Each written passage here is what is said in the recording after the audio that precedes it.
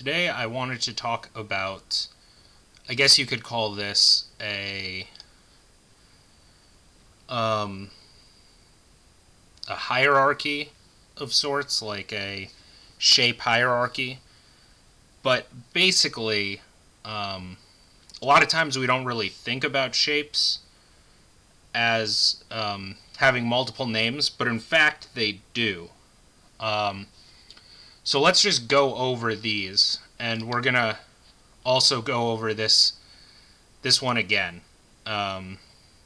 We keep coming back to this, but this is such a helpful sheet. But anyway, so polygons. That just means a shape that has 3 or more sides, right? So a polygon is, and they have to be straight sides. So a triangle or a quadrilateral, which is 4-sided shapes, and then it keeps going up. Pentagon, hexagon, things like that. Okay. But we're going to focus on quadrilaterals, which are 4-sided shapes. Okay? Then we have parallelograms. So, a parallelogram is a quadrilateral and a polygon as well. Okay?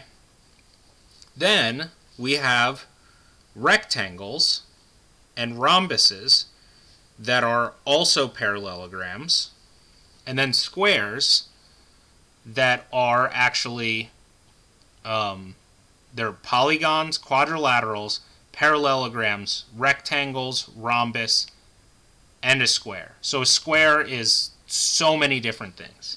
And then over here actually is a kite.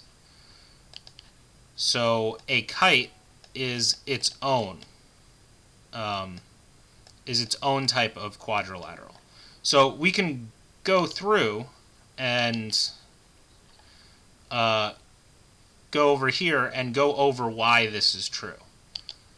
So, as I said, let's start from so quadrilaterals is 4-sided shapes. Let's start from a parallelogram, okay? And then we're going to go more and more inside. So, a parallelogram has 2 sides that are two sides that are equal, and then 2 pairs of parallel lines. So, in actuality, not only are the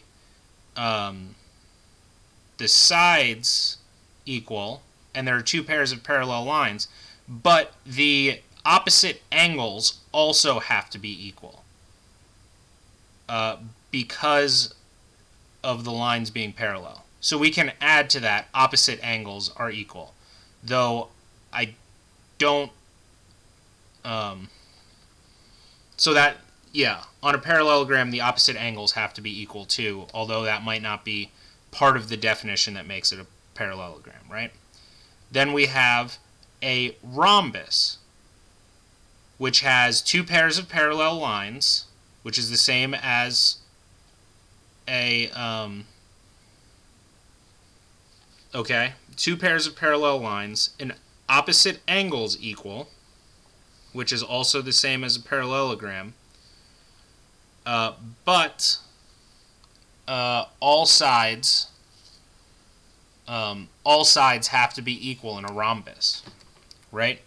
So in that case, that is not true for a parallelogram, right?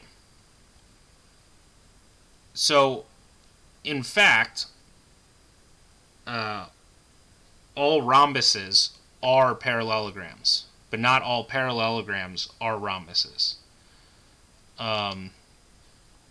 So then we can go to rectangles and squares, because rectangles are opposite sides equal, and then all angles have to be right angles, right? And a square is all sides are equal, all angles are right angles, or 90 degrees.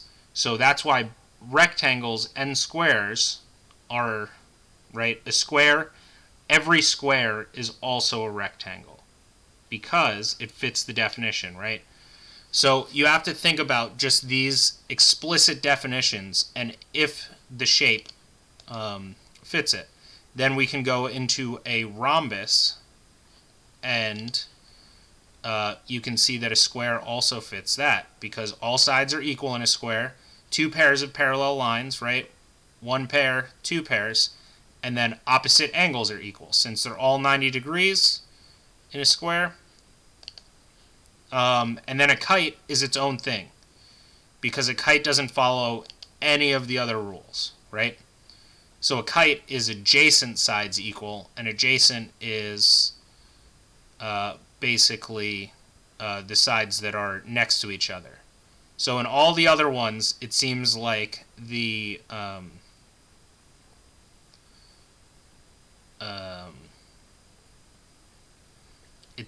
it's usually the opposite sides are equal, but in a kite, it's the adjacent sides or the sides next to each other. So yeah, hopefully that somewhat cleared up quadrilaterals and polygons, more quadrilaterals, but yeah, basically I will link this document again, and as I keep saying, it's extremely important just to memorize all this stuff because, once again, geometry, at least in 5th grade, is all about memorizing the definitions of these shapes. And it's not something like other 5th grade math that you can kind of know sort of how to do it and then figure it out on the test. Like, if the question is talking about what is the difference between a rhombus and a kite, and you don't really know what a rhombus or a kite is, like, you're not going to be able to answer it. So just make sure that you memorize all this stuff, because otherwise you're just not going to be able to answer the questions.